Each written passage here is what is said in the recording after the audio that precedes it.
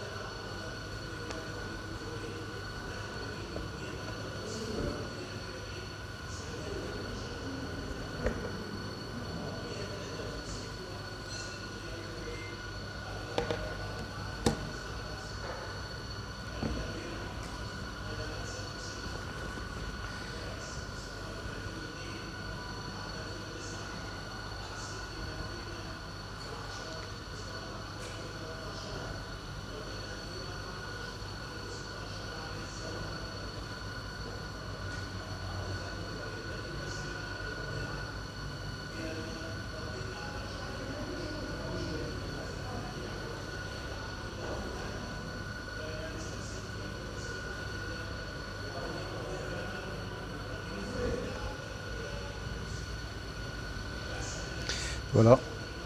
Alors, un objet de masse M1 est égal à 4 kg. Il y a un objet de masse M2 de 3 kg avec une chaîne 1 de longueur L est égale à 0,5 m. L'ensemble est animé d'un mouvement circulaire sur un plan vertical à l'aide d'une chaîne 2. Alors attention, un plan vertical ici, à l'aide d'une chaîne 2 de longueur L est égale à 0,5. Pendant le mouvement, les deux chaînes sont collinéaires à ce moment. Au sommet de ce mouvement, M2 se déplace à V égale à 4. Calculez à cet instant la tension des cordes 1 et 2. Quelle chaîne se cassera en premier? C'est la combinaison et tourner de plus en plus vite. Bien, alors voilà le schéma. Donc c'est ce qu'on a ici. Voilà, oh ouais, c'est bon. Alors je vais refaire le schéma. Donc nous avons deux objets.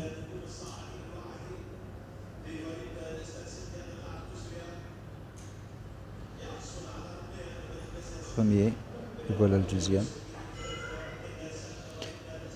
Les deux sont liés par des chaînes. Nous avons une première chaîne ici. Et voilà la deuxième chaîne. Donc le mouvement il est circulaire. Et on imagine qu'il tourne dans ce sens. Un mouvement circulaire. Là aussi nous avons un mouvement circulaire. Donc la question c'est de déterminer la tension des deux chaînes. Donc et puis on nous a dit que ici nous avons un plan vertical, ça veut dire la pesanteur c'est vers le bas. Bien. On nous donne à cet instant précis, on nous donne la vitesse de l'objet 1 qui a une masse M1. Ici nous avons une masse M2 et la vitesse ici c'est V je crois 1. Alors on verra, je vais revenir sur voilà 1, c'est ça. Puis ce qu'on nous donne c'est la vitesse V2, pardon. Donc ce qu'on nous donne c'est la vitesse du deuxième objet, c'est pas du premier. Ok. Donc voilà ce qu'on nous donne, c'est la vitesse ici. V c'est donné. Ok, nous avons M2, nous avons M1. Bien. Alors qu'est-ce qu'on cherche? On cherche la tension du fil, c'est-à-dire la force exercée par le fil sur le bloc 2 et la force exercée par le fil sur le bloc 1. Donc on va les noter. T2. Ici je vais noter CT1. Donc le but c'est de déterminer les intensités de T1 et de T2. Très bien. Alors étant donné que le mouvement, bien sûr on va appliquer la loi de Newton. Donc on va commencer par l'objet numéro 1. On a M1 A1, c'est égal T1 plus les forces qui s'exercent sur plus P1. Donc bien sûr nous avons une force supplémentaire qui est le poids. Voilà, de l'objet P1. Maintenant projection. Alors projection, puisque le mouvement est circulaire, donc on va utiliser le repère de Freinet. Donc on va utiliser le repère de Freinet. Alors le repère de Freinet, rappelez-vous, il y a deux vecteurs. Il y a deux vecteurs, donc il y a le vecteur n et le vecteur u dans le sens du mouvement. Okay. Donc on a n, on a u. Même chose. Ici, on a u et n.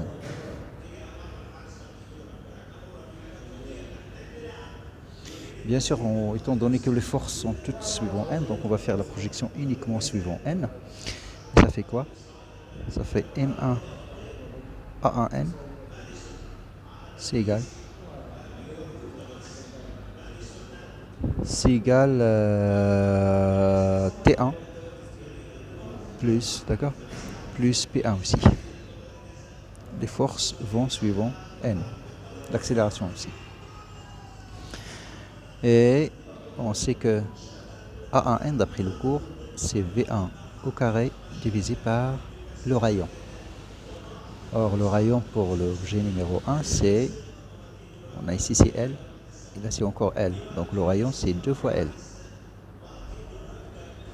D'accord? Le rayon ici c'est 2 fois L. Donc M1 V1 carré sur 2L, c'est égal à T1 plus M1 G. Qu'est-ce qu'on cherche? On cherche T1. Donc T1 c'est égal M1 V1 carré sur 2 fois L moins M1 fois G. Qu'est-ce qu'on ne connaît pas? Ce qu'on ne connaît pas, c'est V1. D'accord, on ne connaît pas V1. C'est pas grave. Pourquoi? Parce que on sait que V1 c'est égal à R, c'est-à-dire 2 fois L fois oméga 1. Et on sait que V2 c'est égal à R qui est égal à L fois oméga 2. Maintenant, si je fais le rapport, j'aurai V2 sur V1, c'est égal 2L sur L, ça fait 2, fois oméga 1 sur oméga 2. Mais dans l'énoncé, on nous précise que les deux objets sont tout le temps collinéaires. Je répète, les deux objets sont tout le temps collinéaires. C'est-à-dire quoi? C'est-à-dire, à chaque instant, les deux objets se trouvent toujours sur la même droite. À chaque instant. Ça veut dire quoi? Ça veut dire que l'angle parcouru par les deux objets, les angles parcourus par les deux objets sont toujours égaux. C'est-à-dire, vous avez delta θ1, c'est toujours égal à delta θ2. Donc, si je divise par delta t,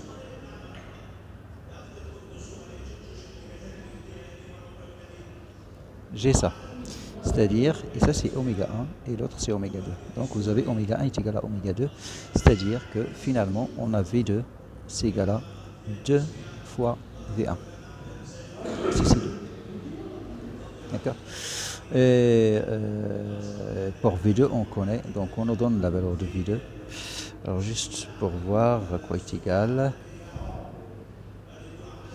Donc V2 c'est égal à 4. Ok, donc on a la vitesse, c'est égal à 4, donc on la connaît. Donc finalement, T1, c'est égal M1 sur 2 fois L fois V1, qui est égal à 2 fois V2. Donc ça va faire 4 fois V2 au carré. Ah non, attends, c'est l'inverse. C'est l'inverse. V1, c'est égal à V2 sur 2.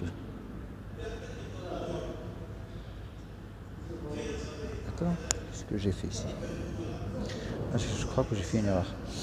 Alors je vais revenir un petit peu ici parce que ça c'est pas V1 sur V2. Ça c'est pas V2 sur V1, c'est V1 sur V2.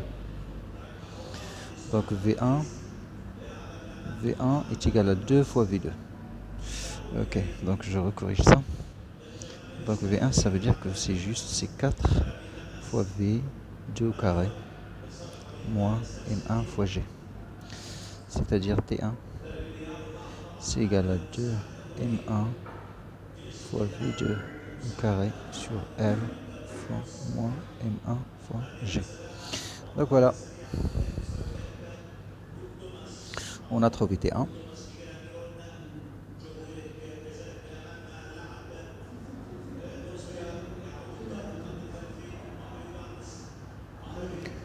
Donc pour T1 c'est bon. Alors une fois nous avons T1, je passe au deuxième objet. place le deuxième objet parce que le T1 qu'on a ici, c'est le même qu'ici. Donc je vais noter T3. Maintenant, je vais appliquer principe fondamental, loi de Newton pour le deuxième objet. Ça va faire quoi? Ça va faire M2 A2, c'est égal T3 plus T2 plus C plus P2. On fait la projection suivante N. Ça va faire M2 A2N est égal moins T3 plus T2 plus M2 fois G. Donc je vais représenter le poids. Voilà, P2.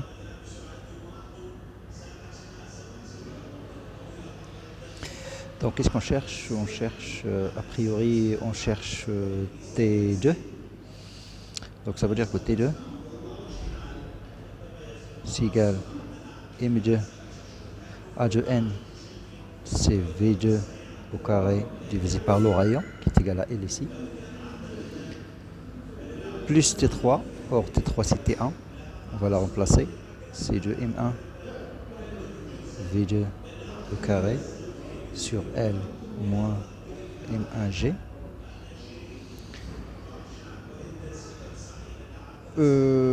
moins M2G. Donc finalement, T2 c'est égal, ici c'est V2, donc ça va faire V2 au carré sur L facteur de M2 plus 2 fois M1 moins M1 plus M2 fois G. Ben voilà, donc on vient de finir donc toute la série de mécanique.